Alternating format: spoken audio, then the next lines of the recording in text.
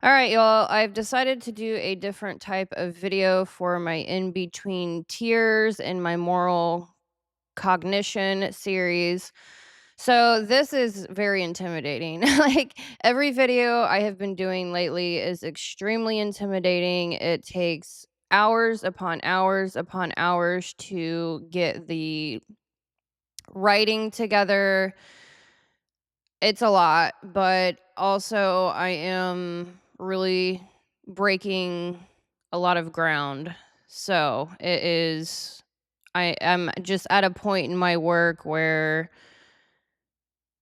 it's really mind blowing to even myself. So, anyways, I'm going to be zooming way out in this video.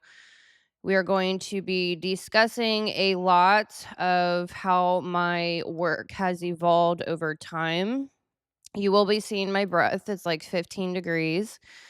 And hopefully, I already need some coffee. My voice does not give out.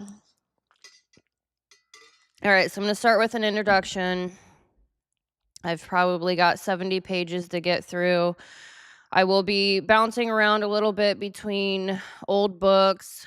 Um, there's just a lot going on here. So, this is a huge video, a foundational video of where I am at in my work to date. So, I'm Heather with Underwater Panther. Please like and subscribe. I always forget to say that in the beginning of my videos. They tend to go an hour, hour and a half, 2 hours. So I am only 7 subscribers or so away from low tier monetization. That means I can start a membership. I can start selling apparel and my ebooks on YouTube, the platform itself. So I have a lot of plans for the membership, etc. This is laying the foundational work. I still have a lot of foundational work to do, but I've already mapped out what I want to do for memberships to get even deeper into this work and more personalized. So, anyways, I greatly appreciate your support. Like and subscribe.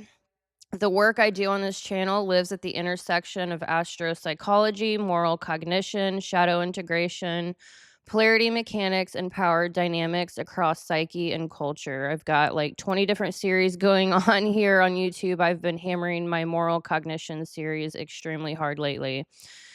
So, I'm here to map how belief forms, where morality actually lives inside the mind and body, and why certain patterns repeat in relationships, families, and institutions, even when the language changes. I use astrology, cognitive functions, polarity theory, planetary imprints, containment, trauma, you name it, attachment styles, and moral load mapping as diagnostic frameworks, not personality stereotypes. What I study here is conscience architecture, how power moves, how responsibility distributes, how containment fails, how relationships destabilize, how nervous systems carry more than they should. Most people talk about communication problems. I talk about containment problems. Most people debate masculinity and femininity emotionally. I map them structurally. Most people think responsibility and dominance are the same thing. They are not. On this channel, I separate force, direction, masculine and feminine polarity individually inside yourself, as well as collectively and in relationships, weight absorption, moral load bearing, nervous system containment, cognitive sequencing, planetary imprint, and relational consequences. All right, so now I'm moving into the actual video. Before I go any deeper, I need to zoom out for a minute because this part matters. Most people think development means gaining more skills, more communication tools, more emotional intelligence, more awareness. But that's not actually development. Development is the correct sequence of nervous system regulation so your skills don't become weapons. That's the part almost every system misses. So I've been talking about the top 4 moral load bearers: Capricorn, Scorpio, Cancer, and Virgo, which I forgot to set up the key cards. I am going to need to do that. Um, Let me do that right now, actually. I'm just gonna okay, so I've already got them pretty much where I want them. I do apologize, I should have done this prior to, but so we are going to be getting into explaining these a little bit deeper. Alright, so I do have them all up here, good. Alright, so that's the part almost every system misses. Virgo's Mercury precision isn't the problem. The problem is Mercury activating before Moon feels safe. So fixing becomes survival, correction becomes self-protection, service becomes identity. So MBTI tells you what tools you have, or psychology, cognitive functions. Astrology tells you when life initiates you. My containment model tells you whether your tools are regulated or whether you're using them as trauma armor. That's the difference.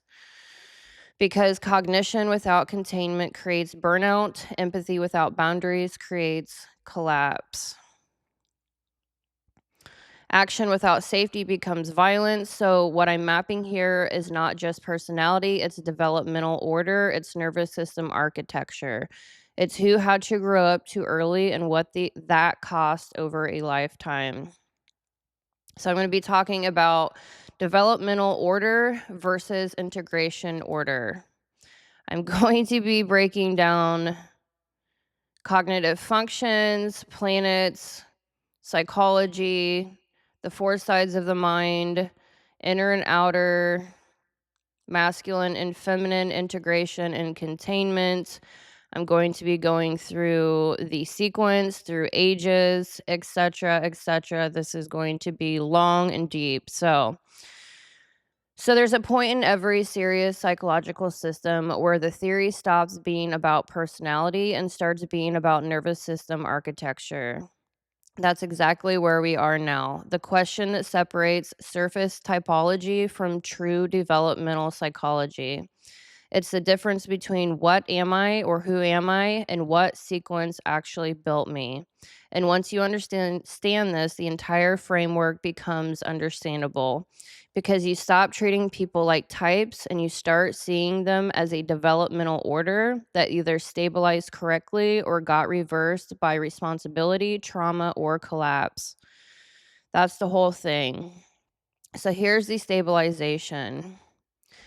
There is one universal sequence for healthy development, not per type, not per archetype, not per gender, not per generation. 1. Archetypes don't change the order of the universal sequence. Archetypes only change where you were forced to enter too early. That's what creates the signature wound, the signature burnout, the signature distortion, and the signature relationship failure style. Developmental order and integration order are not the same thing. Developmental order is what happened to me. Integration order is what I must rebuild to become whole. And healing always means returning to the universal order, not reinforcing the trauma order.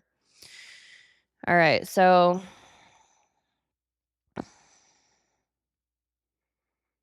I'm going to go ahead and I think I'm just going to go ahead and pull up all these archetypes so you can let me see how deep I need to get into here. Okay, so I'm going to pull up one archetype. Virgo, I did last.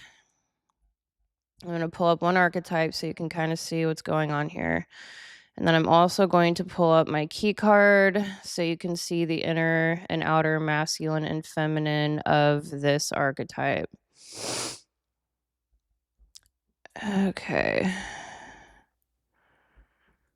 So I'm going to have to be adjusting some things as we go along to get everything where on the screen. I've got quite a few things that I'm going to be pulling up here. All right, so I'm going to start with this first.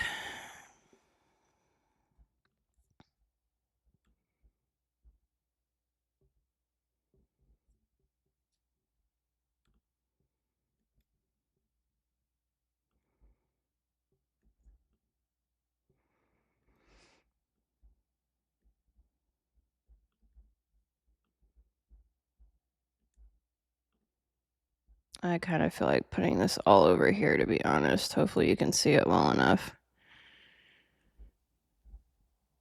which means I'm going to have to move Virgo later again.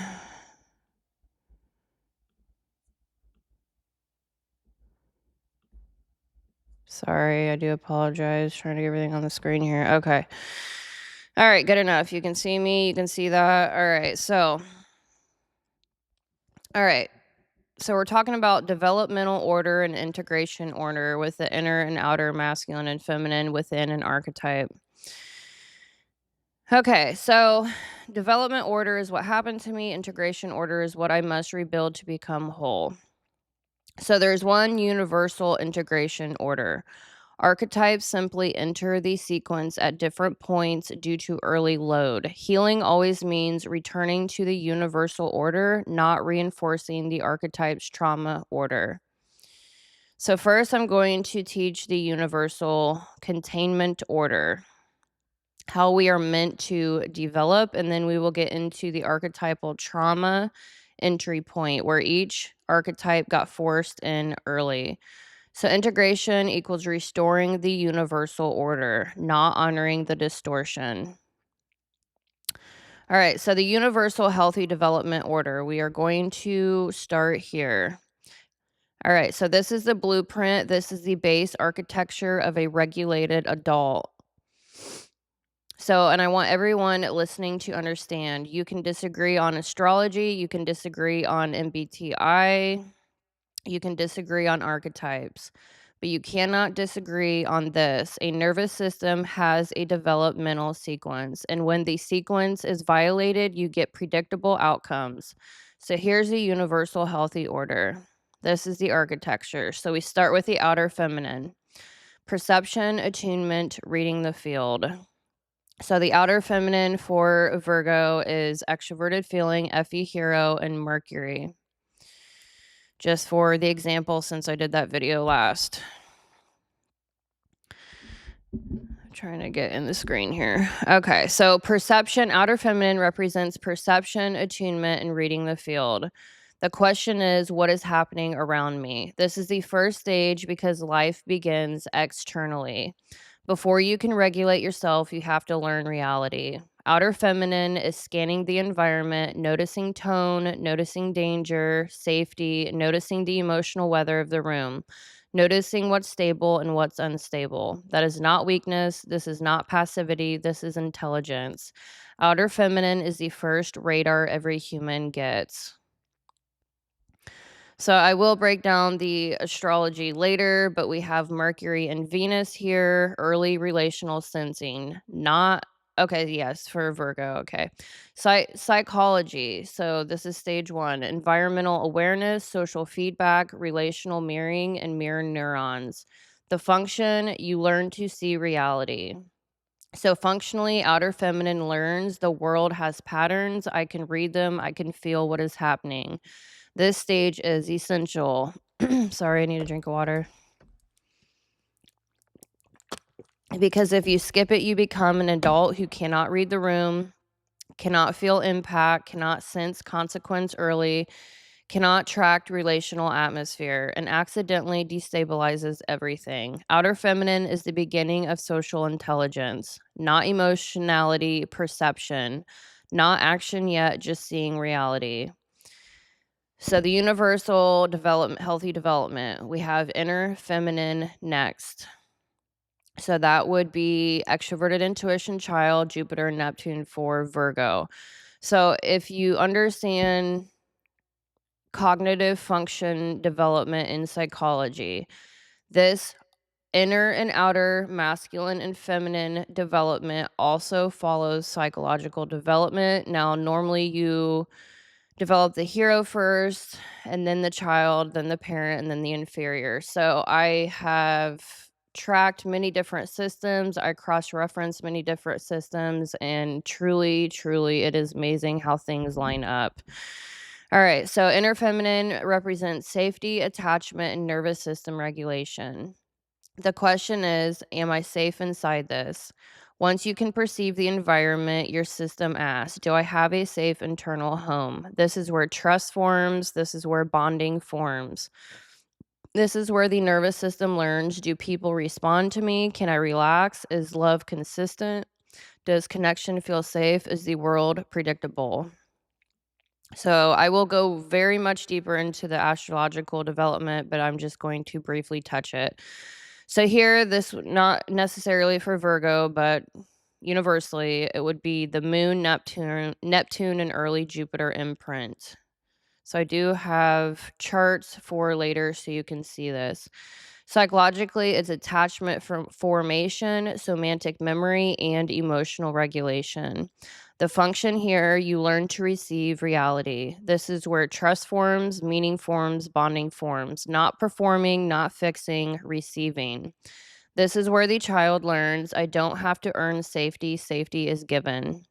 And if this stage is unstable, the adult becomes someone who attaches to instability, confuses intensity with love, confuses loyalty with self erasure, confuses control with safety, and lives in hope instead of stability.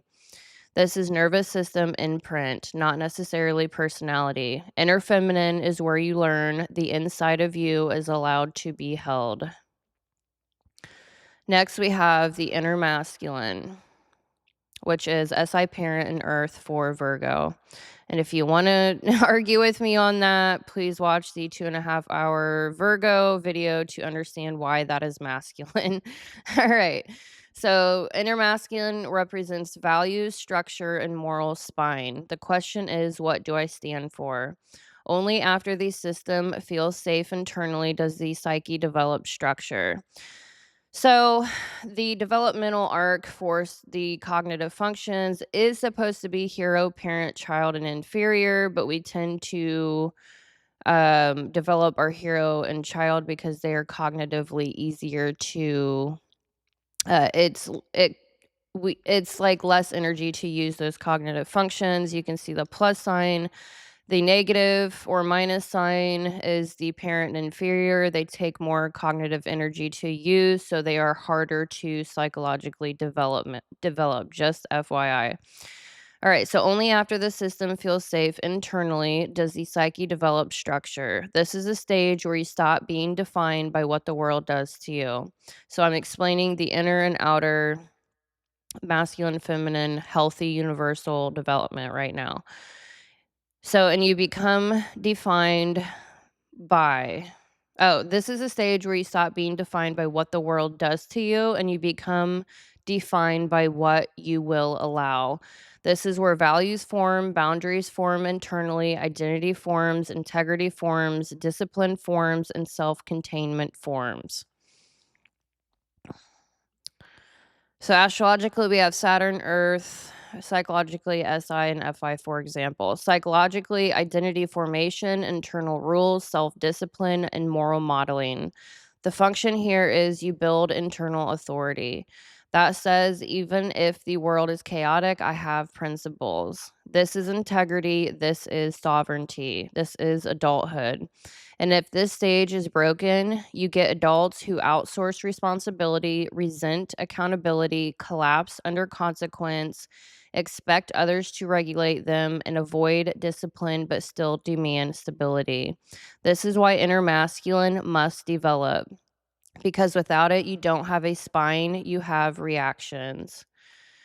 And then lastly, we have the outer masculine, which is TI inferior and Venus for Virgo, just for an example. Each archetype has something different. So the question is, what will I do? Only after perception, safety, and values are online does outer masculine activate correctly. Outer masculine is the delivery system. It is action, enforcement, it is boundary, and it is consequence.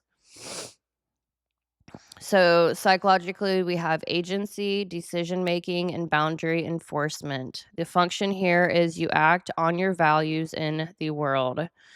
The outer masculine is where you finally say, this is what happens now. This is where you leave, you confront, you protect, you build, you end cycles, you stop negotiating your worth. So, this is the core law. Outer masculine must only activate after outer feminine perception, inner feminine regulation, inner masculine clarity, because if outer masculine activates early, action becomes trauma.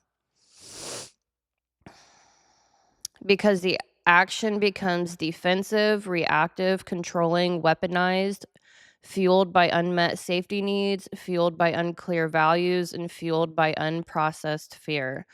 So the correct order for healthy integration is outer feminine, inner masculine, outer masculine, which represents perception, safety, values, and action.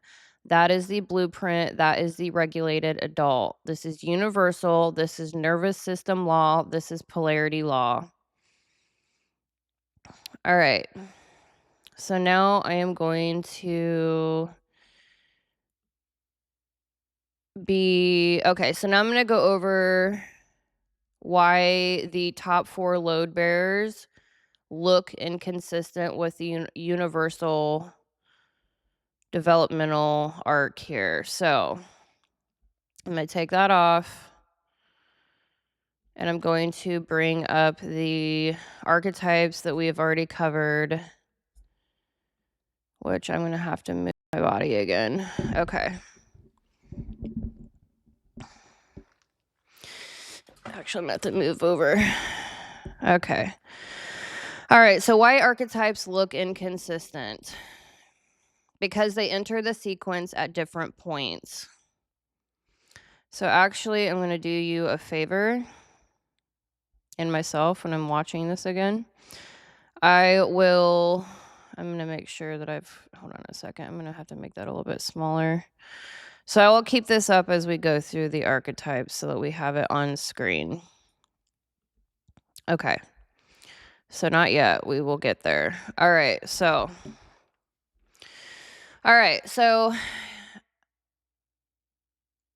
archetypes. Okay. So archetypes do not change the order. They change the entry point.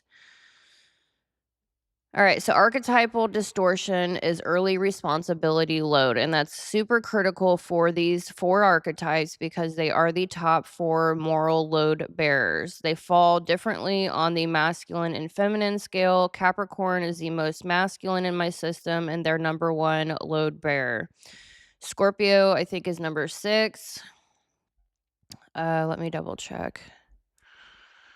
I actually have it here. Okay, so Scorpio is number 7 on the masculine scale and number 2 on the moral load scale. Cancer is number 11 on the masculine to feminine, so they're very feminine, but they're number 3 moral load bearer.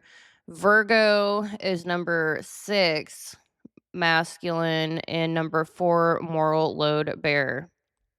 So I've already gone over the top masculine through feminine ranking sequence, including the polarity within that. So I've already gone over that. I'm not going to get deep into that. So I'm working with multiple axes here. I'm not trying to confuse you, but that's what we've already covered. All right. So archetypal distortion and early responsibility load. All right, so some kids weren't allowed to be stage 2 kids. So we just went over the 4 stages of the universal developmental inner and outer masculine and feminine development. Okay, so the top 4 moral load bearers. All right, so we're going to start with Capricorn. And I'm going to actually pull up the key for the inner and outer masculine. So you have it on screen. I can't see what's going on here hardly. That's kind of a bummer. All right, so you can see. I'm not going to adjust the, I'm just going to do this because it's easier than adjusting the actual.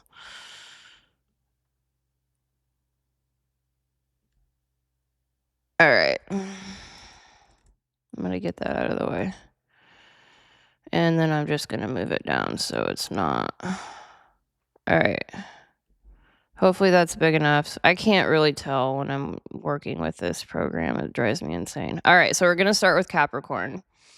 Sorry, we've got a lot going on the screen. All right, so the consequence carried. carrier. Capricorn, number 1 masculine, number 1 moral load bearer. So Capricorn, or the ISTJ, is often forced early into inner masculine and outer masculine. You know, I really should put the universal order so you don't forget. I have written it down many times. I am going to make a quick note and put it up on the screen so you can see the actual healthy order here. Give me one moment. It's nice to just have that, because you've probably never heard this in your life. Okay, so let me move this again, and you can have the healthy order here. All right, there we go. I'm going to have to keep moving this around as we go along, is what it is. All right. I really hope you can read that. Okay, so Capricorn. So we're supposed to go outer feminine, inner masculine, outer masculine, but Capricorn is often forced into inner masculine and then outer masculine, meaning they get duty before safety. They act before they can feel. They become functional adults while still emotionally young inside. I am 85% Capricorn, or ISTJ. In the 10th house, my moon, Neptune, Saturn, Uranus, midheaven. I am 85% in my personality Capricorn, so I 100% get this. Okay, personally. So their sequence, or the Capricorn or ISTJ, becomes inner masculine, inner feminine, outer feminine.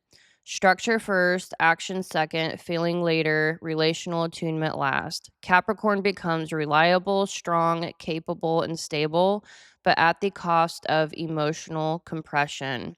They act first, they feel later. Result: hypercompetence, emotional compression, and silent burden.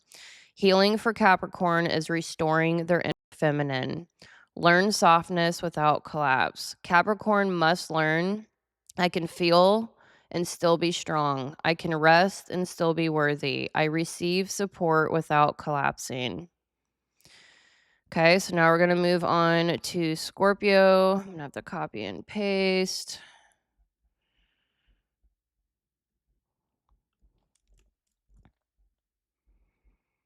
Move this around. All right, can we get all that on screen? I think we can. Awesome, good deal.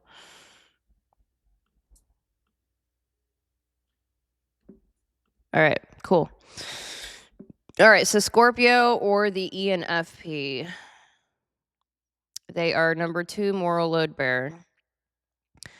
All right, so Scorpio, and what are they on the masculine and feminine? I don't know why I can never remember that. I'm going to guess 6, 7. Okay, so Scorpio's number 7 masculine, Virgo's number 6 masculine.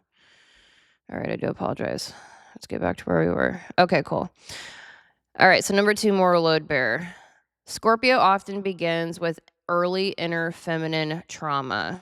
So they represent as feminine first and masculine internally. That is the energy you get from Scorpio as a whole. So the forced entry: inner feminine trauma and inner masculine hardening. They feel deeply, then harden. The sequence: inner feminine, outer masculine, outer feminine. Truth becomes weaponized. The result is exposure intensity, moral rage, explosive exits, moral intensity, exposure drive, explosive. Okay, I said that. Explosive exits. So, meaning they learn safety is not guaranteed. So, they rush to inner masculine sovereignty. They build a spine fast, sometimes too fast. Then outer masculine shows up like a weapon. Truth becomes enforcement, intimacy becomes interrogation, love becomes a battlefield.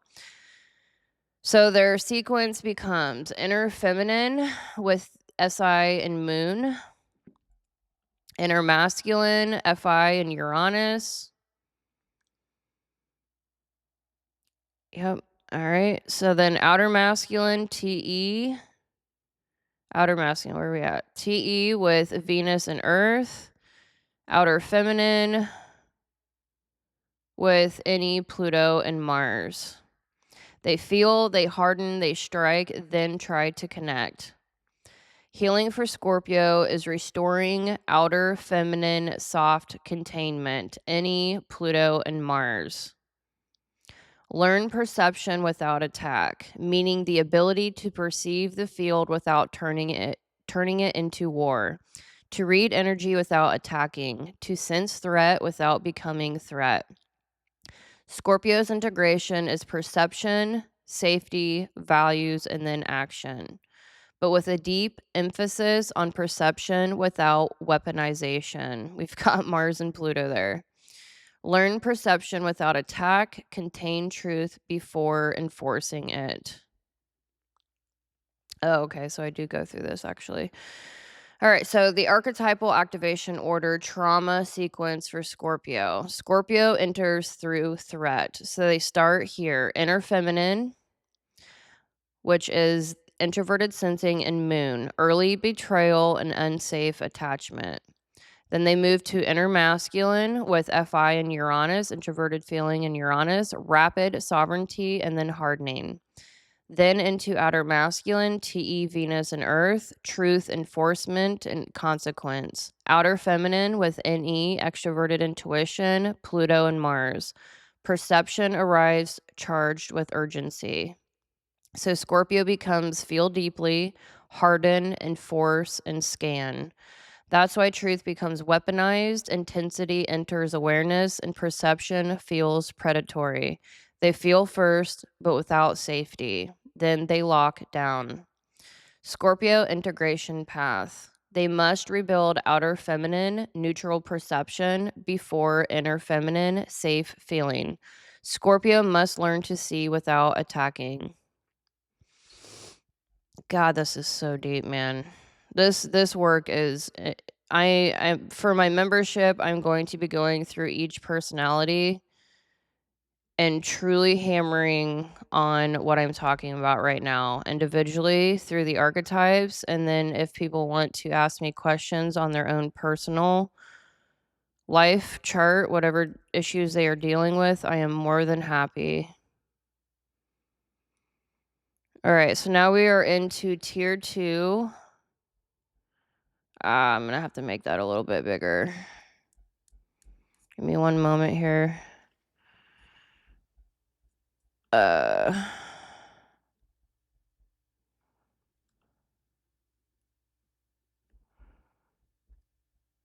don't even care if my face is not even, I mean, I don't know how small, I don't know how small I can make this because I'm not sure if you can see it or not. So I'm just going to leave this here, and I'm sorry you can't see my face, but it is what it is. All right, so tier number 2. The first tier is Capricorn and Scorpio. Tier number 1, Capricorn and Scorpio. Tier number 2 is Cancer and Virgo. So we are moving into relational integrity load.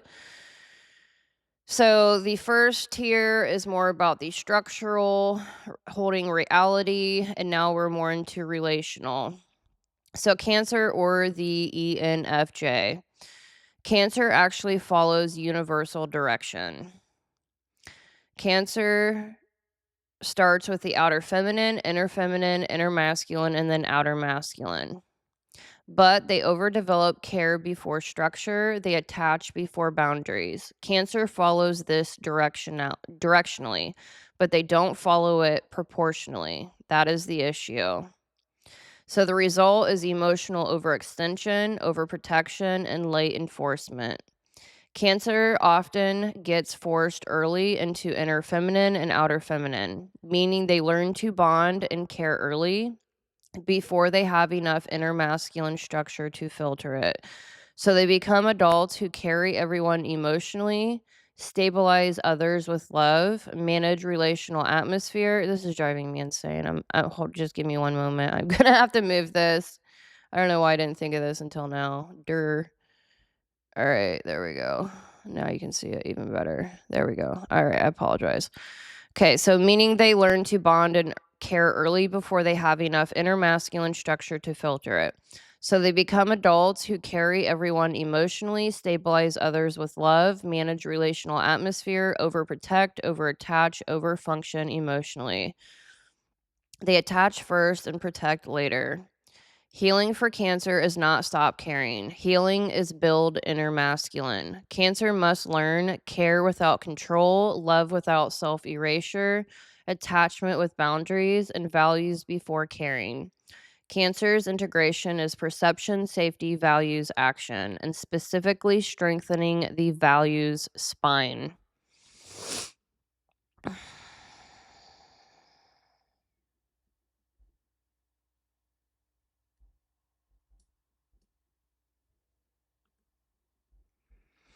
All right, so what actually happens with Cancer? Stage 1, outer feminine, overdeveloped early. Cancer feels the room immediately. Think FE, hero, and moon. They track tone shifts, emotional weather, relational tension, who's hurting and who's withdrawing. This develops very young, sometimes too young. They become the emotional barometer of the room. Stage 2, inner feminine, also overdeveloped. So the inner feminine is SE and Saturn. Okay, so they store attachment deeply, they bond intensely, they calibrate safety through closeness. This makes them extremely attuned, but also extremely sensitive. So far, this still follows universal order, but here's the catch.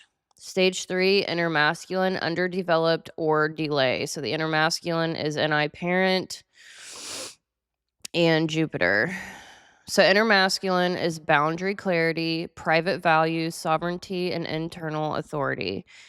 Cancer moves into this stage, but often later than needed, or only after relational collapse. So instead of outer feminine, inner masculine, strong, you get outer feminine, strong, inner masculine, soft, and negotiable. That's the distortion, not order violation. Spine under development. Stage 4, outer masculine, reactive instead of grounded. Cancer does not reach outer masculine, but usually they do under threat. So the outer masculine is introverted thinking, inferior in Venus, excuse me. Oh no, it is Mars. Sorry. Virgo is Venus. Okay. So yes. TI with Mars. It's very surprising when you reach that within a Cancer. You don't think that they have Martian energy, but they certainly do, believe me. Okay, anyways, so I've got like almost a 16-year-old Cancer. And my aunt's a Cancer. It's quite fascinating. My brother's a Virgo. Like my dad's a Scorpio. I'm mostly Capricorn. It's really wild. All right, so under threat. So it shows up as protective burst, sudden clarity, emotional defense, cutting off when overwhelmed. It's not proactive boundary, it's reactive defense. That's why people say Cancer holds and holds and holds, then explodes. Because inner masculine wasn't solid enough early. So is Cancer most integrated? Not automatically. They are closest to the universal sequence directionally, but they often skip strengthening the spine before caregiving. So their healing path is simple but difficult. Build inner masculine early, boundaries before bonding, self before saving, and values before attachment. All right. I'm going to have to move my key. Actually, I don't really have to, but I'm going to do this briefly. So Capricorn violates order by jumping to inner masculine and outer masculine before safety. Scorpio violates order by being forced into inner feminine, trauma, and hardening early. Cancer follows order but over-invests in the 2 stages before solidifying the third. So Virgo violates order by jumping to outer feminine and delaying inner feminine. So now I'm going to put Virgo up here.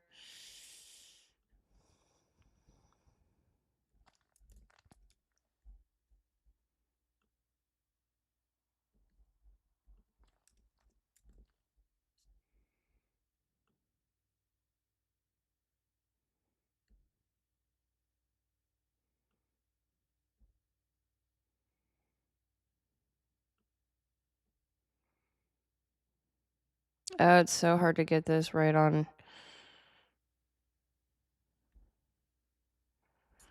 All right. I think that's actually right on. Okay, cool.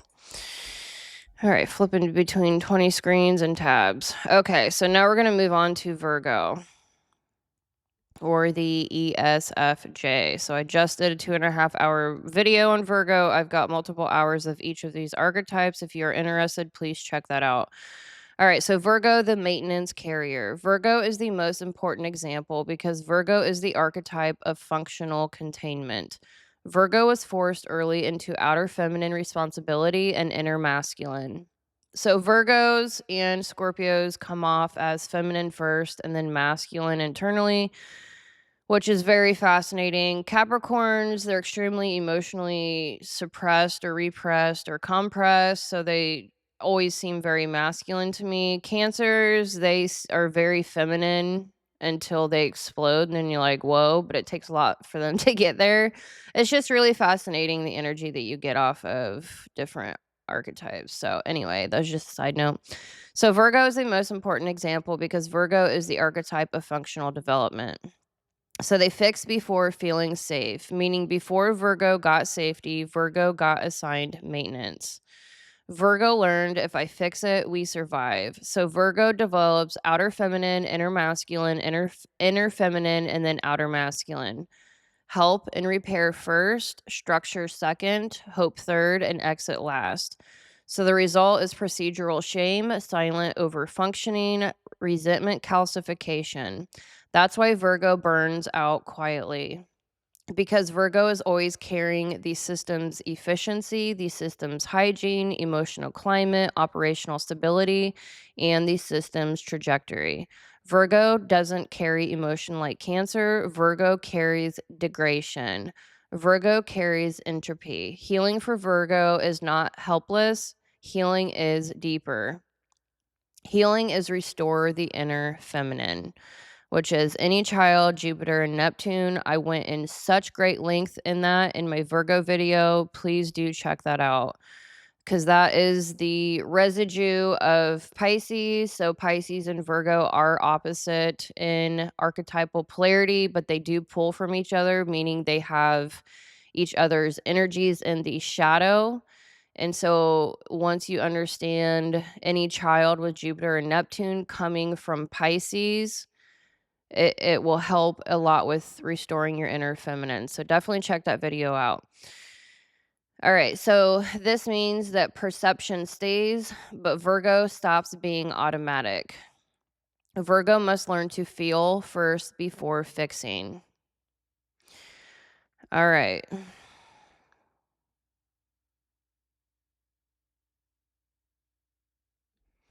So now I'm going to make this smaller.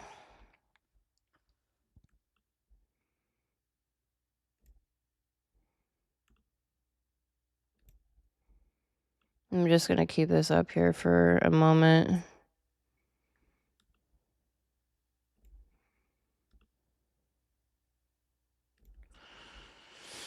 Alrighty then. This is a lot. All right, so most people think personality explains relationships. It doesn't. Containment does. So that's what we've been talking about, about containment, containing your own inner and outer masculine and feminine. How to balance them in order to have containment within your own nervous system. Every human nervous system has one healthy development order. So we have perception, safety, values, and action. Outer feminine, inner masculine, outer masculine. That's the blueprint. But archetypes don't enter life cleanly. They get forced into responsibility early, especially the top 4 moral load bearers. Capricorn was forced into consequence, Scorpio was forced into truth, Cancer was forced into care, and Virgo was forced into maintenance. And the next tier I will be working on after this video is Taurus and Pisces. So Taurus was forced into survival, Pisces was forced into emotional infinity. Each archetype learned to carry something the system dropped. Healing is not becoming more of your archetype. Healing is restoring what got skipped. Capricorn must learn to feel. Scorpio must learn to perceive without attacking. Cancer must build boundaries before caring. Virgo must receive before fixing. Taurus must move again. Pisces must ground. So this is not personality theory. This is nervous system development. This is why people burn out. This is why relationships collapse. This is why some people always end up holding everything together, because responsibility entered their system before safety did. And adulthood is not about being stronger. Adulthood is about restoring the original sequence. That's containment. That's healing. That's what this entire series is mapping. I am mapping where the archetype entered the system, what quadrant developed first, what got skipped, and what must be rebuilt. Okay, so we just went through the universal order.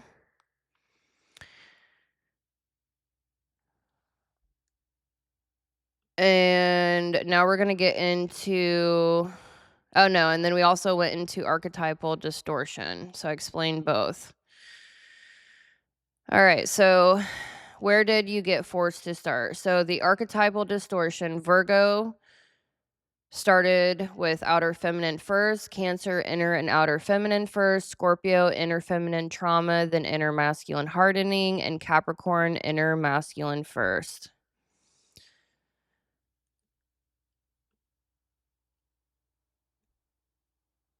All right, so most personality systems describe how you operate. My system maps why you had to operate that way. And the moment you see the developmental order, you stop identifying with your coping strategy.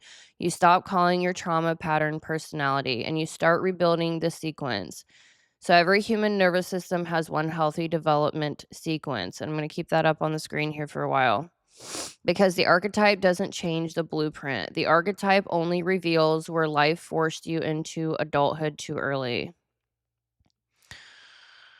All right, so we explained universal development order, archetypal trauma entry points, integration equals restoring the skipped quadrant.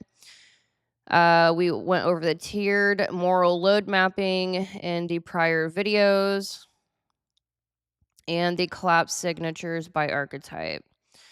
So now I'm going to get into some refinement and explain depth inside the quadrants, pressure versus age development, and regression mapping.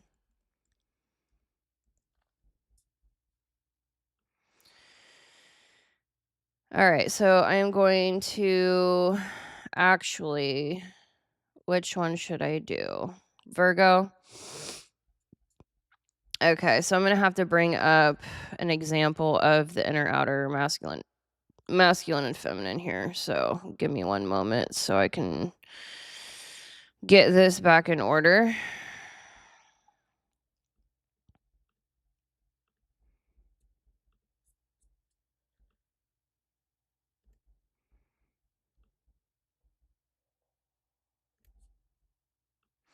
So I'm just going to keep this up here so you can see this as I'm explaining this next refinement portion. Hopefully you can read that. Alrighty then. So micro stages inside each quadrant. This explains why healing feels nonlinear. Each quadrant matures in phases. So, for example, inner feminine doesn't just turn on, it develops in layers. Inner feminine progression, sensation, body safety. Number 2, emotion, feelings allowed. Number 3, meaning, why this mattered. Number 4, trust, I can rest. Most people only reach level 2. So, level 1, sensation. Level 2, emotion. Level 3, meaning. Level 4, trust. So most people only reach level 2, emotion, feelings allowed. That's why Virgo feels but cannot rest. Capricorn feels but cannot soften. Scorpio feels but cannot trust. And Cancer feels but cannot detach. Same quadrant, different depth. So healing happens vertically inside quadrants too. Okay, number 2, refinement, time versus pressure development. So I will get into the age progressions here, comparing astrology, psychology, and what I'm mapping here. So development is by pressure, not years. So tier 1 and tier 2, which is tier 1 Capricorn, Scorpio, tier 2 Cancer, Virgo, they do not age by years. They age by containment load. These are the top 4 moral load bearers you're looking at. They normally mature very young. Because some people hit outer masculine at 12, some don't hit inner masculine until 45. So instead of stage 4 happens at adulthood, we can say stage 4 happens when responsibility exceeds nervous system capacity. That reframes everything, especially for parentified kids, trauma survivors, caregivers, eldest daughters, high load women, and Capricorn Virgo types. They don't necessarily just mature early, they were forced forward. That distinction matters psychologically. So number 3, regression under stress. So right now this model is linear, but nervous systems regress under overload.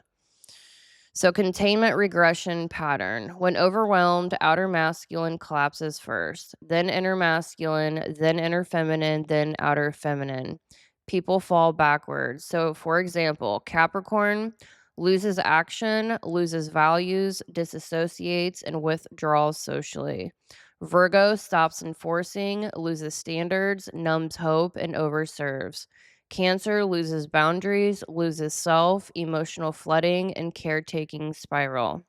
Scorpio loses control, loses sovereignty, trauma activation, and then rage perception fusion.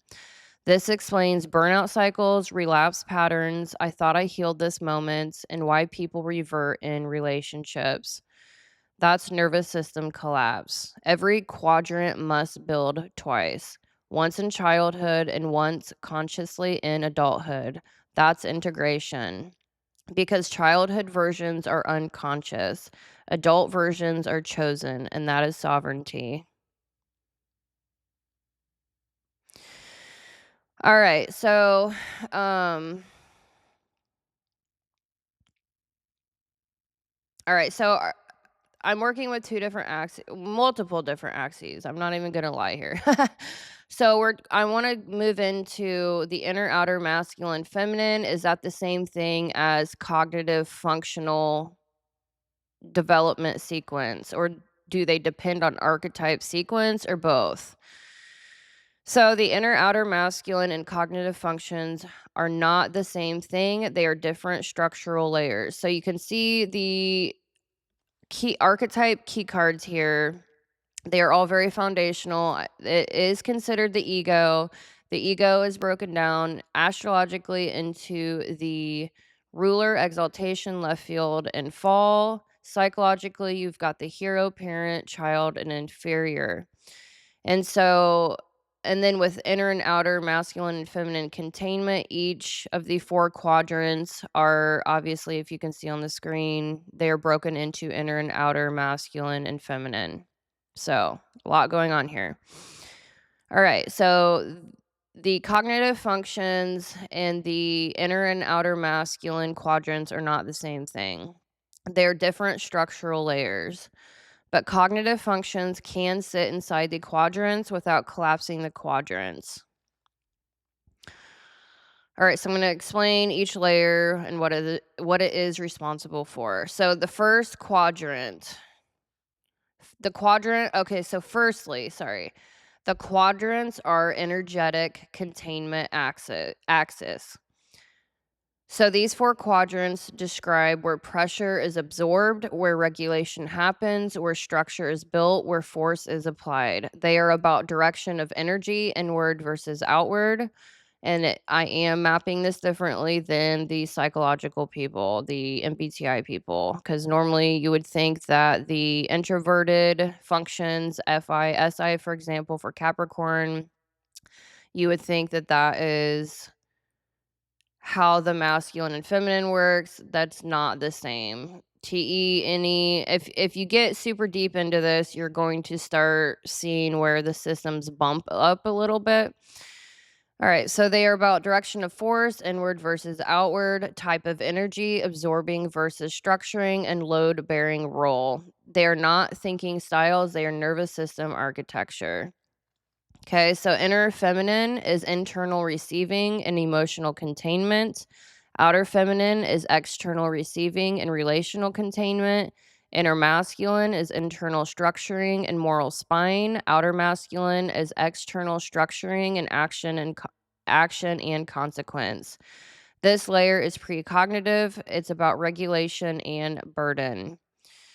All right, so secondly, cognitive functions are processing filters. So, for example, FIFE, that's the feeling, TITE, that's the thinking realm, are ways the brain evaluates information. They answer, how do I determine right and wrong? How do I determine true and false? How do I make decisions? How do I interpret impact? They are evaluation systems. They do not inherently determine who absorbs collapse, who carries emotional residue, who overfunctions, who enforces boundaries. But they can express differently depending on which quadrant they are operating inside. That's the key. Functions sit inside quadrants. Quadrants do not equal functions. All right, so now let's place the judging functions inside the quadrants. So inner masculine is the internal structure and moral authority. This quadrant is about internal standards, self regulation, private integrity, and internal consequence awareness. Cognitively, this often expresses through introverted feeling or FI, internal moral alignment, and TI, introverted thinking, internal logic consistency. So, FI and inner masculine is I will not violate myself. TI and inner masculine is this must make sense internally. This is sovereignty. But FI and TI are not automatically inner masculine. They can be distorted if inner feminine wasn't stabilized first. Outer masculine, external structure, and enforcement. This quadrant is about boundary enforcement, action, execution, and decisive consequence. Cognitively, this often expresses through TE, external logic and implementation, TI, under stress, cutting clarity, or even FI in rigid enforcement mode. TE here says this is the standard, this is the outcome. TI here says conclusion reached, access revoked. Outer masculine is about delivery. The function is the tool. The quadrant is the force direction.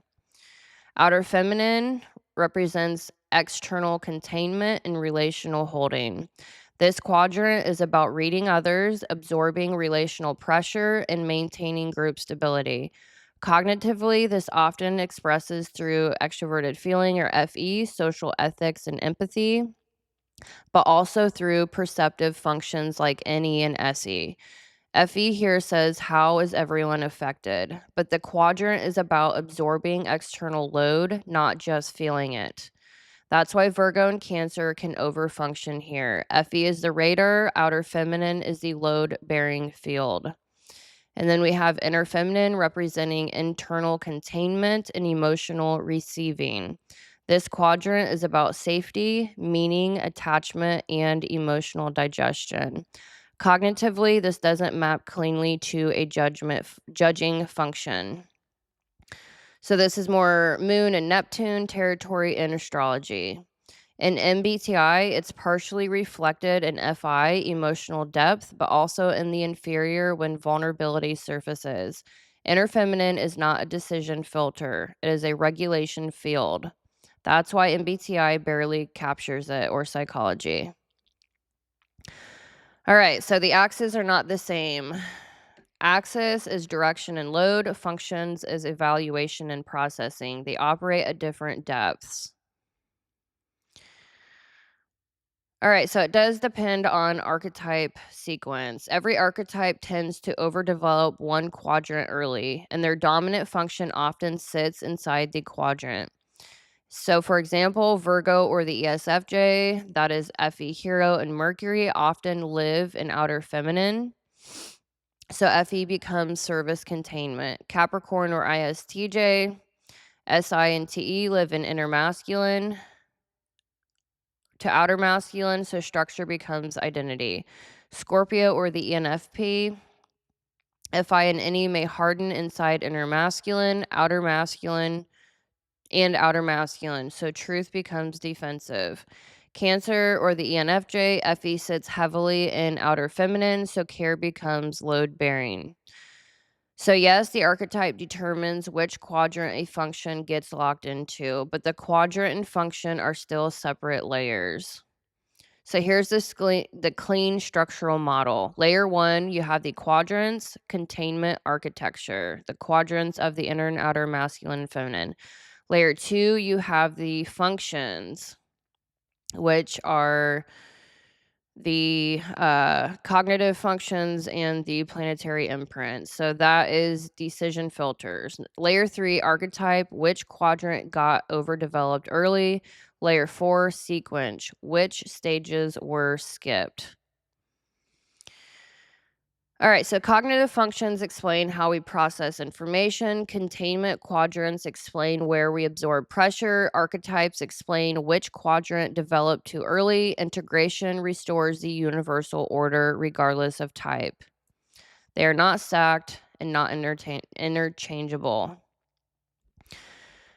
All right, so now I want to get into MBTI and CS Joseph, explaining a little bit deeper about that. So, the cognitive functions, I've studied a lot on MBTI and CS Joseph. Cognitive functions measures cognitive access. What mental tools come online at what ages? So, not attachment, not necessarily containment, just processing style availability. So CS Joseph says FI is sympathy and morals, and FE is empathy and ethics. So this is where precision matters, because I'm not saying CS Joseph is wrong. He's talking about a different layer of the system than I am. I'm operating at a nervous system containment and moral load architecture layer. He is operating at cognitive value processing. These are not the same thing. They overlap, but they are not identical. All right, so for example, the cognitive layer. So I have studied so deeply into C.F. Joseph. That's why I wanted to make this video to explain the difference between his system and my system. And my system has certainly evolved over the last 10 years. All right, so C.S. Joseph defines introverted feeling, or FI, as sympathy and personal morals. How do I feel about this? What aligns with my values? This is internal value calibration. It answers, is this right for me? Does this violate my integrity? FI equals internal ethics compass. So actually, I'm going to take this key card down for a moment. All right, so FI equals internal ethics compass. FE equals empathy and social ethics. What does everyone else feel? What maintains group harmony? This is external emotional attunement. It answers, how are others impacted? What keeps the social field stable? FE equals interpersonal regulation. So we're talking about the psychological, the MBTI, CS Joseph system. So at the CSJ layer, FI equals morality, FE equals ethics. That is correct for cognition. He is mapping how decisions are evaluated, not who carries emotional weight, not who absorbs responsibility, and not who stabilizes systems, just decision filtering. So my model, the containment layer, I am mapping something deeper. Who absorbs pressure when things stabilize? That is not just cognition. That is nervous system burden. So in my system, outer feminine absorbs responsibility for others, inner feminine absorbs emotional memory, inner masculine holds internal structure, and outer masculine enforces consequence. These operate beneath thinking. People don't choose this, their bodies do. So I am losing my music. My earbud's going to die. Give me one moment. I don't even think I brought that with me, did I? No, I did. Gosh, thank goodness. I have to have music when I do these videos. I apologize.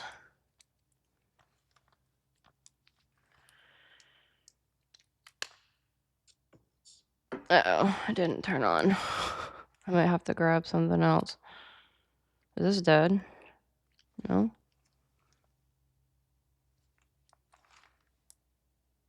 Oh, yeah. It is dead, actually. Hold on a second. Gracious sakes.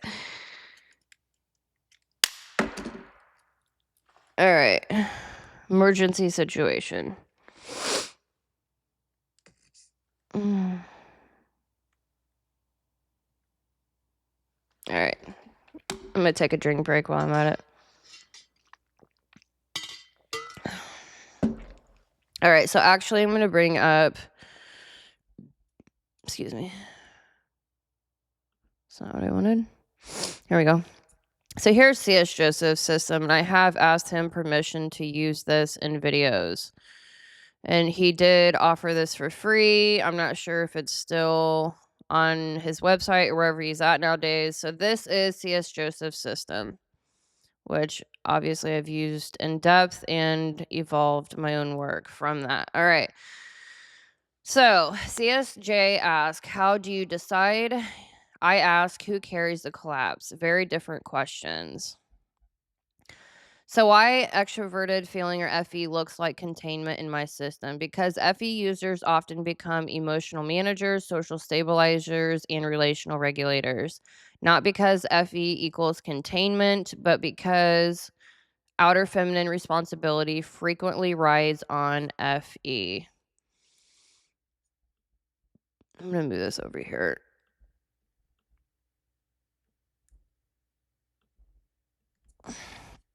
All right, especially in Cancer and Virgo. So cognitively, FE equals empathy. Semantically, FE heavy archetypes often become external load bearers. That's the correlation. So why FI looks like moral spine in my system? Because FI users often hold internal boundaries, protect personal values, and resist external pressure, which resembles inner masculine. But again, FI equals value evaluation, inner masculine equals internal structure and consequence, awareness, which is not identical. All right, so here's the clean mapping. CSJ, cognitive layer. FI is personal moral alignment. FE is social ethical alignment.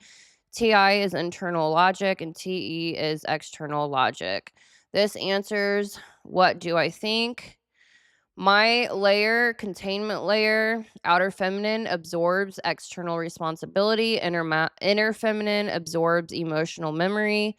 Inner masculine holds internal structure, and outer masculine enforces consequence. This answers who carries the weight.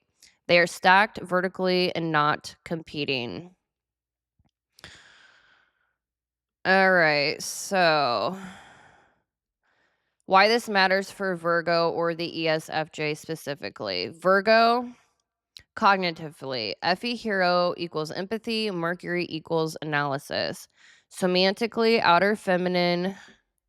Oh, let me bring this up. Let me bring this up quickly. All right, so that is Virgo. Hopefully you can see that. All right, so why this matters for Virgo specifically.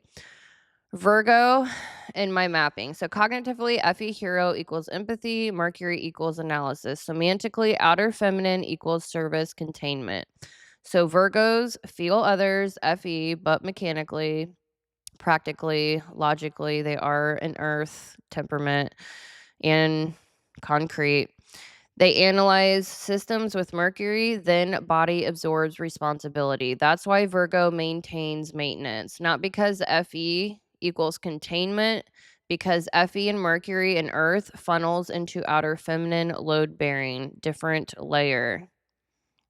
All right, so cognitive functions explain how people process information. My containment model explains who absorbs collapse when systems fail. One is mental, the other is nervous system architecture. That's the reconciliation. CSJ maps thought, I map burden. Both can be true.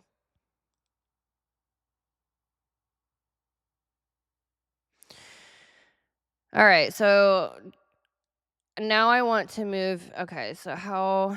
Okay, so I think I hammered that. I'm moving into a very deep layer here in a second. Okay, so let me just recap for a quick. So I'm going to add an additional layer to all of this. So I'm talking cognitive functions, containment quadrants, astrology maturation, and now I'm going to introduce the four sides of the mind. So, little recap. MBTI and CSJ functions measure cognitive access. What mental tools come online at what ages? Not attachment, not containment, just processing style availability. My containment model measures where weight is absorbed. Who holds emotion? Who holds responsibility? Who holds meaning? Who enforces consequence? This is moral load architecture. All right, so astrology measures biological and archetypal maturation. Which planetary energies wake up in sequence in the body? And I'm going to be explaining this very, very deeply.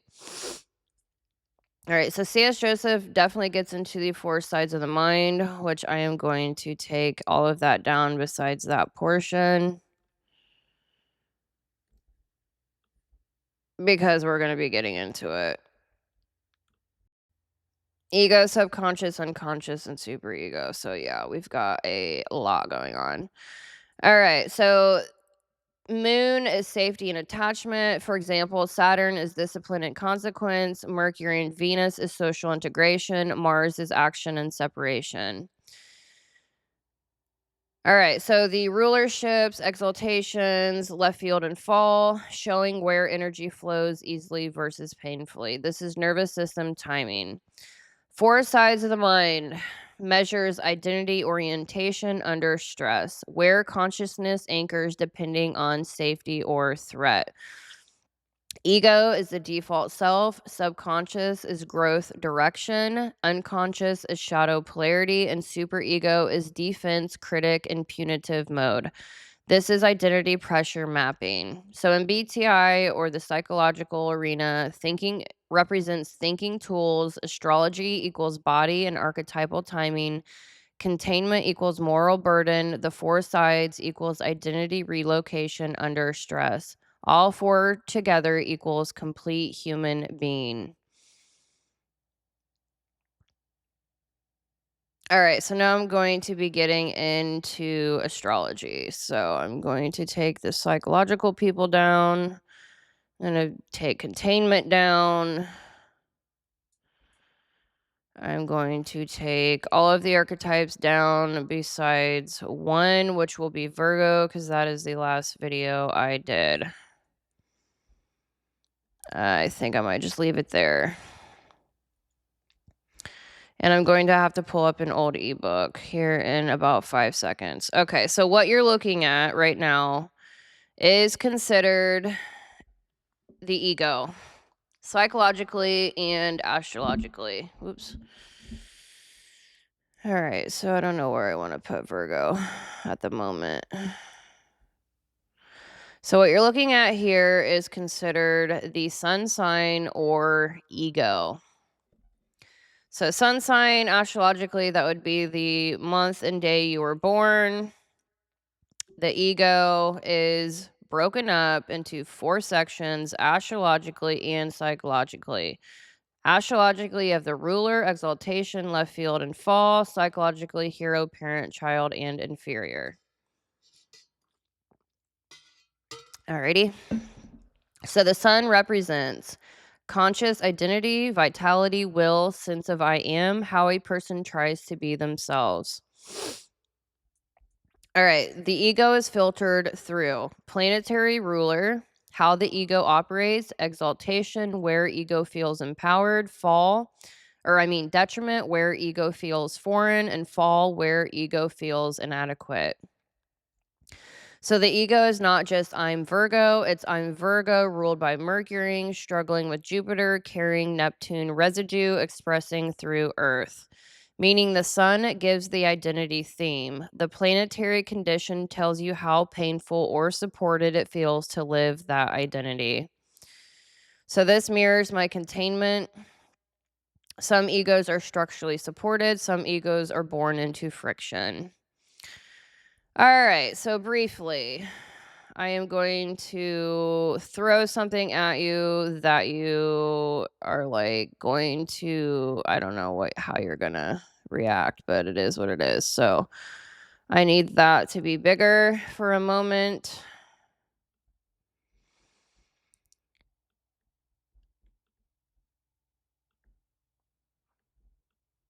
All right, so this is a lot to throw at you. I understand this, but this is like absolutely necessary.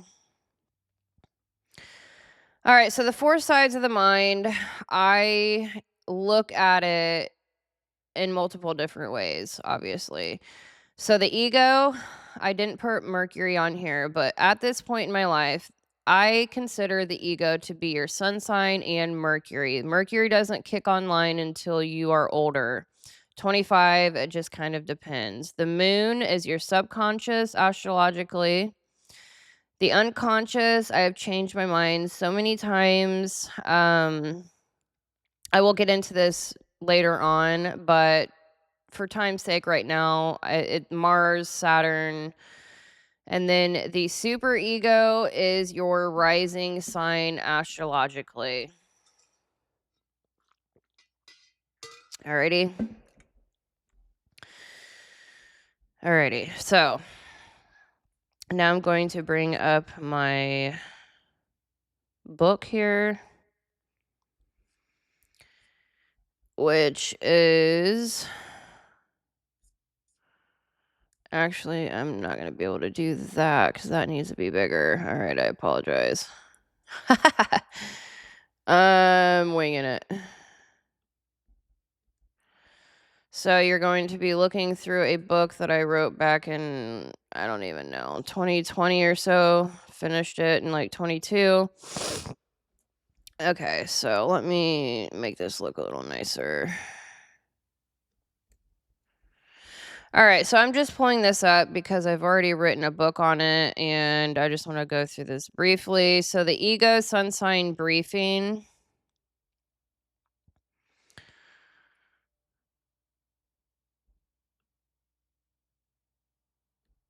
All right, I don't know how this is going to show up on screen.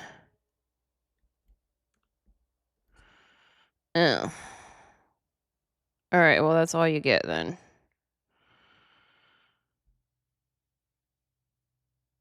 Okay, so sun sign briefing. The ego is the personality's boss, who you are becoming and how you act. It is your drive and character, and it is only 10% of your conscious mind. Is that not scary? So the ego is the four quadrants you see astrologically, psychologically, and containment wise. So the sun sign guides your personality, character, essential qualities and actions and skill development, professional career, competition. Add in Mercury as well, not just your sun, it's also Mercury. I do apologize with your ego. So the ego or sun sign is the conscious part of your mind, of your personality, where your common sense and reasoning lives, and it allows you to organize your thoughts and use them to make judgments on the external world. The ego or sun sign is your uniqueness and potential mastery. It represents your approach and overall nature in this life. We identify with it strongly and have the potential to live consciously through it by personal and spiritual growth, development, fine tuning, and integration. So, this is the strongest when healthy domain of your mind compared to the subconscious, unconscious, and superego. The ego doesn't develop until you realize that you are no longer a part of your mother, father, or guardian, which is after infancy, 1 year old. Prior to that, they are functioning in their id or animal nature. So you can see I have that on the screen with the iceberg representation. So your ego is 10%. You have your animal nature, which is also considered your rising, or we will get into the rising sign. So you come into this world based on your rising sign energy, and then you start developing your ego or your sun sign, and then eventually you get into your Mercury development, And then eventually after that, you get into your subconscious unconscious, and you're trying to integrate all of this throughout your life. So your id and superego battle to influence your decisions while the ego is objectively looking at the situation. Our ego is here to protect us. It is our flow state. Consciousness itself is order, and we are conscious because of the ego. The ego creates order or consciousness. The ego is always challenging chaos. All right, so the ego uses beta ways, develops after id in infancy, understands others have needs and desires too. Our ego's main priority. Number one, control. The ego has the job of controlling and regulating instinctive impulses. Number two, adaptation. The ego relates to the external and internal realities and tries to adapt to them. Number three, integration. This refers to the ability of the ego to integrate the different aspects of ourself and our life. So the ego really has been demonized by Western society, but I strongly encourage you to embrace who you are fully and be happy you were given your ego in order to be a unique individual. We actually work well with our ego. So why our ego isn't the enemy? Who was that? Ryan Holiday. The hero, parent, and child cognitive functions within the ego are actually pretty positively and consciously ran. Not only are they conscious, but they do allow us to protect our well being and allow us to create healthy boundaries. It starts getting more difficult to navigate consciously when we reach the inferior function, which is the gateway to the subconscious mind. Because it is a gateway, it would not pin the ego as our enemy. So, what are these stages here? I can never remember. I actually have it. I think that's all I want to say about the ego. Let me scroll up here and see exactly what. Did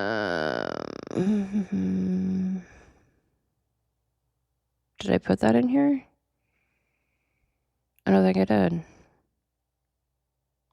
All right. So, anyways, we start developing the hero between ages 1 and 12 psychologically. The parents between 12 and this is the one I can never remember, like 20. I think I can't remember exactly, but the inferior function we don't start to develop until we're like 35 or so. So it is the most unconscious part of our ego. All right, so now I'm going to get into the subconscious or the moon sign because I do tie astrology with psychology. C.S. Joseph would look at this differently, and that's fine. All right, so subconscious is our moon sign, the inner world. And also, so when you start getting into the inferior function, that is either a gateway to your subconscious or your super ego. So you can either go demon mode or you can get into your subconscious, which is the better route. All right, so and also the inferior function is when you start diving into your subconscious. That is also where your creativity comes from and your anima and animus, depending on male or female. So it is an aspirational function. The inferior function can be. All right. So the moon or subconscious is who you already are, your emotions, inner drive, how you act intimately. It is how you parent, especially. So it is how you parent. And it deals with what you need in romantic relationships. We do project our moon energy onto others, especially our children. So this is the path to true happiness. We need to nurture this constantly. We need to understand triggers here. All right, so I already mentioned all that.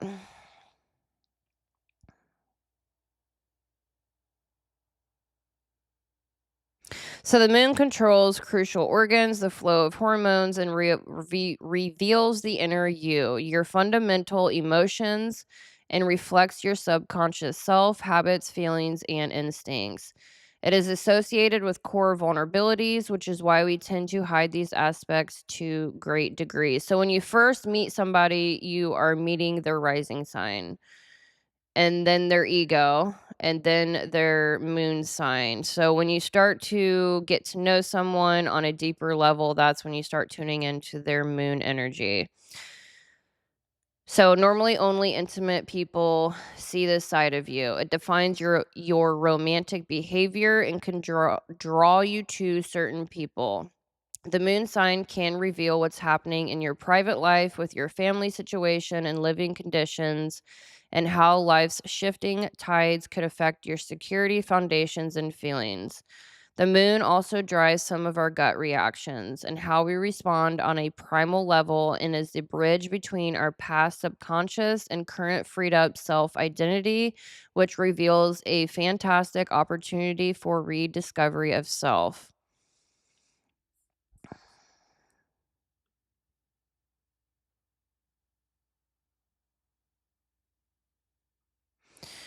All right, so I think that's all I really want to say. It reveals our emotional disposition and our intuition and how we feel and how we react, our way of reassuring others and how we want to be reassured. Um all right, so that's all I want to say on the moon right now, because that's not what really this video is about. And my computer's freezing up. Okay, so now I'm going to get into the super ego. I don't know if I did I do a portion on the unconscious? Okay, I did. We'll go into the unconscious next. All right, so at first, when I was first studying all this, I put Saturn and Mars in the unconscious, which I will get into that later, but just for time's sake, I'm going to explain what the unconscious is. How one's, oh, okay, so that's actually Saturn. Did I break it down? So the unconscious is your shadow functions, like your shadow energy. Shadow functions are often the source of the negative and unhealthy aspects of our personality. So, C.S. Joseph with the four sides of the mind: ego, subconscious, unconscious, and superego. There are specific archetypes. There's four archetypes in your head, is what he says. And they all, like, your ego is a certain thing. And it just depends on the sequence. I don't have a key card. I just don't get into that anymore. But I mean, his system, I've studied it many, many, many years. I do not really disagree with it. I think it's great, but I layer all of that into the ego itself, and I look at someone astrologically when it comes to the four sides of the mind. So, unconscious is normally your shadow functions, which are often the source of the negative and unhealthy aspects of our personality. They are the parts we're ashamed of that shows up when we lash out at others, behave in ways we regret, or exhibit a loss of control. They may show up in our dreams and cause us to act in our dreams in ways that are completely unlike us. Because the shadow functions are largely unconscious and we don't associate with our true selves, they almost never completely take over our personalities. They stay in the background. We don't truly identify with them, but they may speak to us throughout the day when we experience stressors or threats to our ego.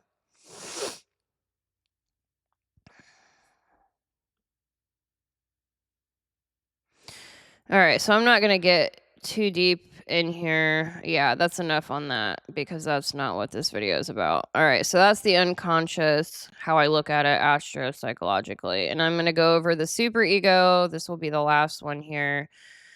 So the superego in my system is your rising sign, combining astrology with psychology. So the rising sign is the time of birth, the time you were born. So the rising sign is your exterior, or how people perceive you. It is the part of you which interacts with new people and is the initial expression that you make. I am an Aries rising, 0 degrees, Capricorn moon. Pisces sun, Mercury is Aquarius, which I am heavily in my Aquarian and Capricorn energy. I have a Capricorn stellium. So the energies I'm working with now at my age are mostly Capricorn and Aquarius. So, and Aries rising. So anyways, this sign is the one that is rising on the eastern horizon at the time of one's birth. It is difficult to know our outer self because what you show may not be who you are. This sign influences how we look and carry ourselves physically. This sign also reflects the conditioning that has been received in childhood and becomes the mask you wear, preventing the world from knowing you. It is the personality you show the outside world. It describes your temperament and the lens through which you view the world. The rising sign represents your instinctive approach to life. Do I want to say any more on this? I think that's enough. All right. So that is enough on the 4 sides of the mind astro-psychologically.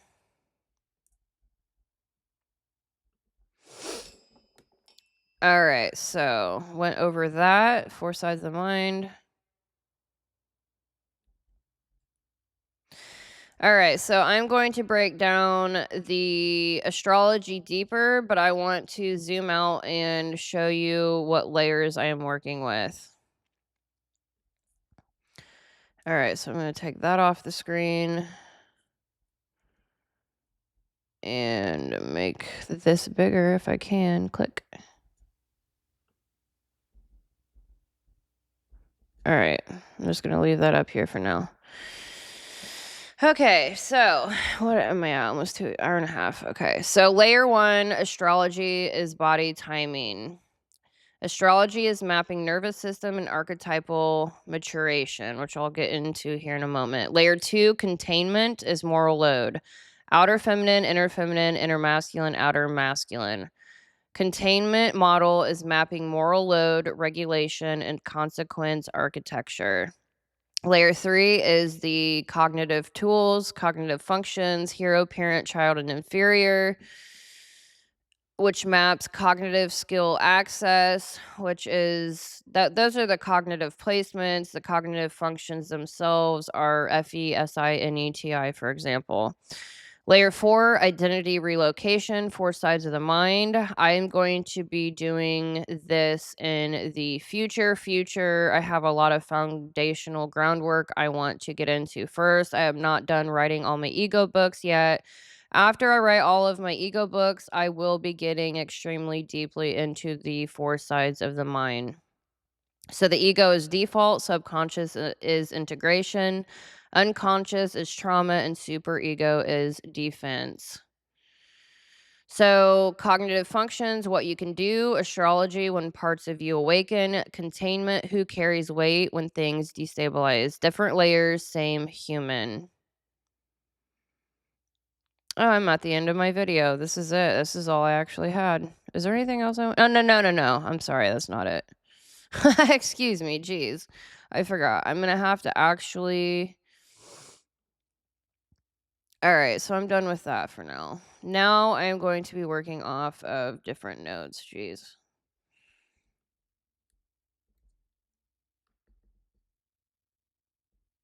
Okay. So I'm going to make this bigger because this is what I'm going to be working with. All right. So we've gone over this part. All right, so now actually I want to bring up Virgo, but I'm going to put it somewhere else so you can kind of see. The planetary, actually I don't want to confuse you. We're talking specifically about planetary activations here. So I'm not talking within the actual archetypes. I'm talking the planets themselves. So when you're looking at a birth chart, that's what I'm talking about, not within the archetype itself. Okay. So the 3 classes of planets. Can you see that? Okay, I think you can. It's cutting off the top for some reason. What am I working with? Key. There we go. Okay, that's what I wanted. All right, so there's this is just for the astrology people, or if you're just interested. So, should I start there or here? Yeah, okay, we're starting here. So the 3 classes of the planets. So pure planets. We have singulars. Planets with 1 home, 1 domain, 1 octave. So the singulars are pure frequency, dominant archetype, unmixed essence, the pillar planets. They set the foundational layer. And then we have dual octave planets. 2 octaves, 2 layers, transitional frequency. They act differently depending on ego development. They evolve across a person's life arc. They awaken or descend depending on shadow integration. And then we have bridge planets, the transcendental. So planets that move between layers as the person grows, they cross developmental thresholds. So the transcendentals,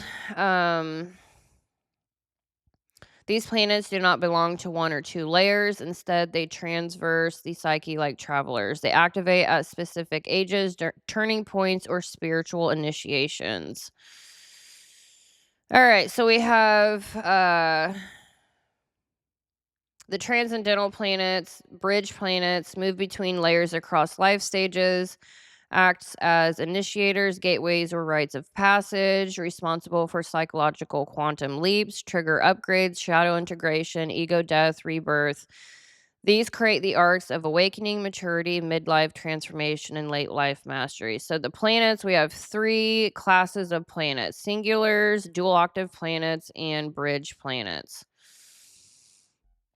All right, so hopefully you can see all of this. Okay, you can. Good deal. All right, so pure planets, the singulars, only 1 layer, set the foundation of that layer. Dual octave planets.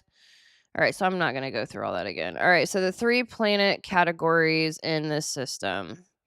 So the pure planets, these planets operate in 1 layer only with no split. They deliver clean, singular influence. So we're talking about the birth chart now, not the ego 4 quadrants, so on and so forth. So we are zooming way out. You know what? Actually, I'm going to bring that up.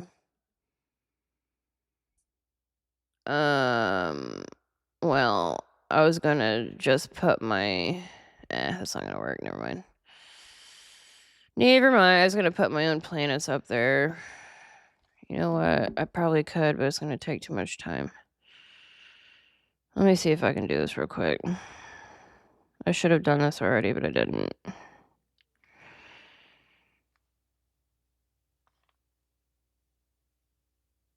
Alright, I'm going to try to send this to my computer and put it up on the screen real quick. I'll use myself as an example. My favorite song just came on. And yes, it's techno. Old school. Alright, I might not have enough service to do this, but we'll see. It'd be great to have the... oh, it's sending. Very slowly it's sending. Oh, it's sent. Good deal. All right. Give me 1 moment. I might get this up on the screen. If I can.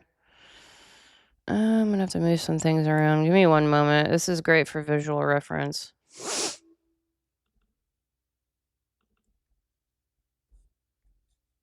All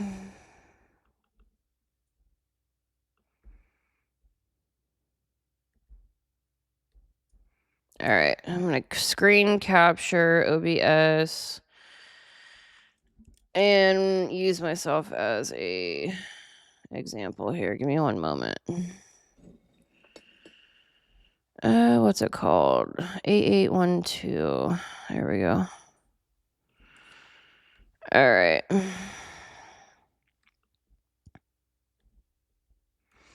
So these are my personal planets in my chart. So I'm going to use myself as an example here, which I don't have my asteroids in here, but whatever.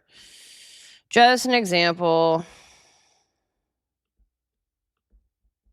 because this is where we're at now. We're not in the ego alone.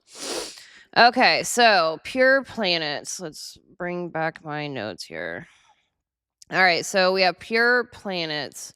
We have the sun, which is the ego, core identity, lifetime, ego, architecture, four cognitive functions. We have the subconscious, which is the moon, and Venus, which it gets really deep, but we'll say the moon. Pure feminine, yin intelligence, nurturing, receptivity, and bonding. The unconscious, I put Saturn there for now. Pure karmic law, discipline, consequence, ancestral burden. Pluto, well, rising sign and multiple different planets, super ego, shadow integration.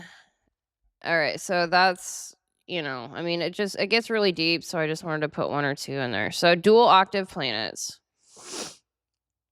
Okay, so Venus is actually, I don't know. This is just, I haven't like completely feathered this out yet, but I just want to show you how freaking insanely deep this can actually get and what I've been working with for the last 10 years. So anyway, all right, dual octave planets.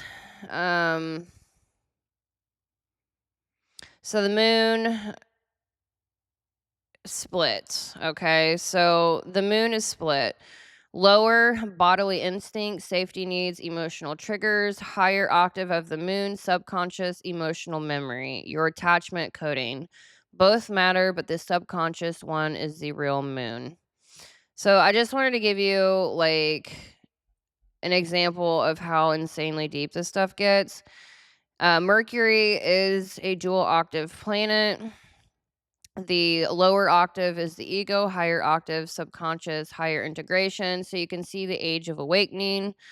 It differs. The lower octave of Mercury is raw thinking, verbalization, immature until 25 to 30. And I will absolutely stand on that. I will say kids are probably more so 30 is when their Mercury kicks online now, which is your thinking and real communication. It's just insane. Your like proper thinking skills. It's just a tragedy. Critical thinking, they don't teach that in school, so it's just wonderful. The higher octave of Mercury is symbolic thinking, philosophical language, and identity expression. Mars is split, lower desire, assertion, sexuality.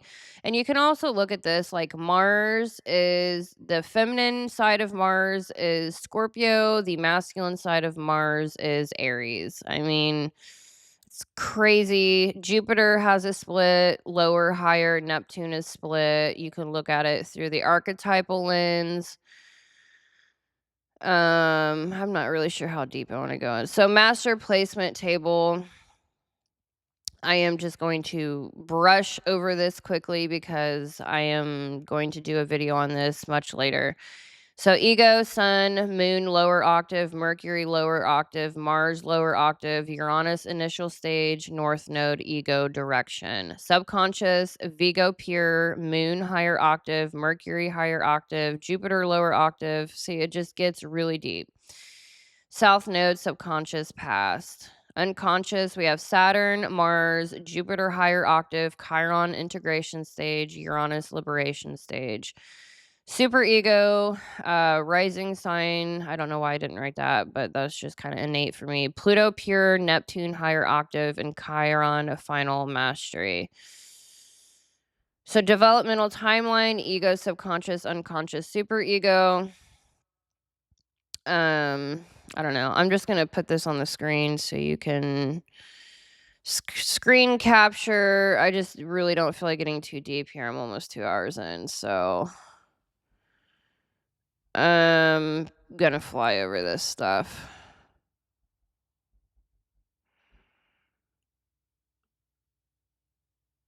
Okay, what else do I want to go through?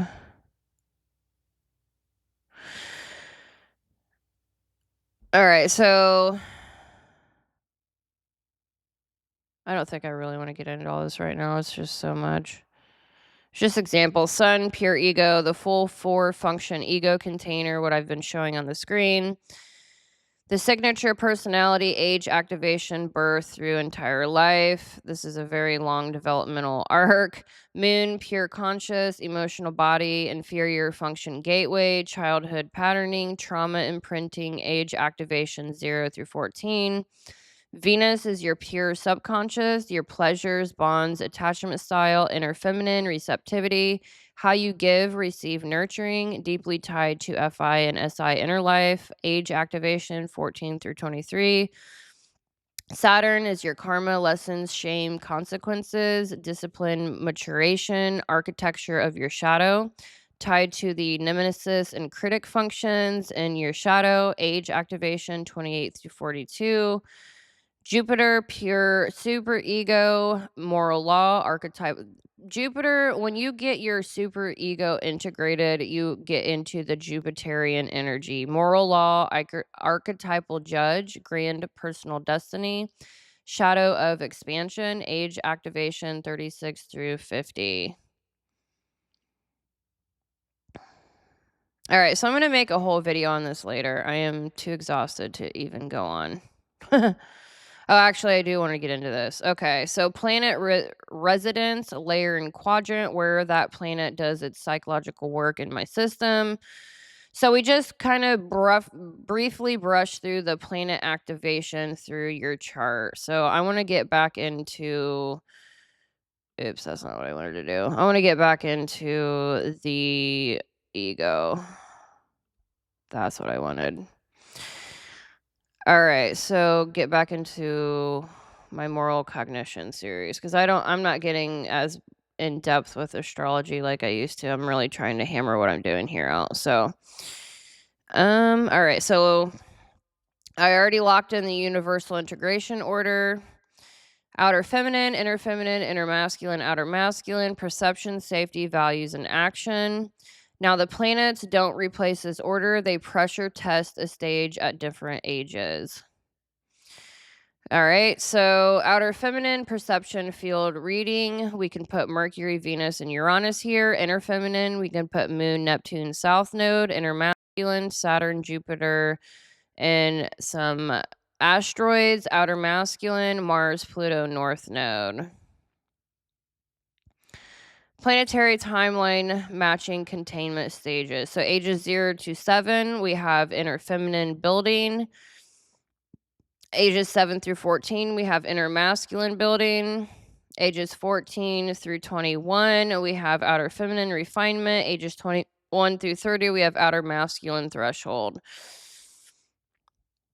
Ages 30 through 45, meaning and pattern integration. 45 through 60 is elder architecture. Right.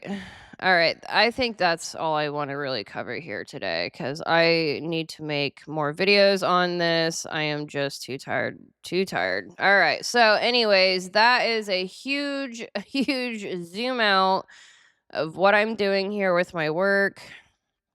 I have been very focused on the ego itself, ego work, masculine, feminine, moral load bearing, how to develop your ego. So that's the best place to start before you try getting into the four sides of the mind. You need to understand the foundational archetypes. So that is what I'm working on currently. Anyways, if you like this video, please like and subscribe. Hopefully you gained a wildly different view of personal development. So anyways, see y'all in the next video.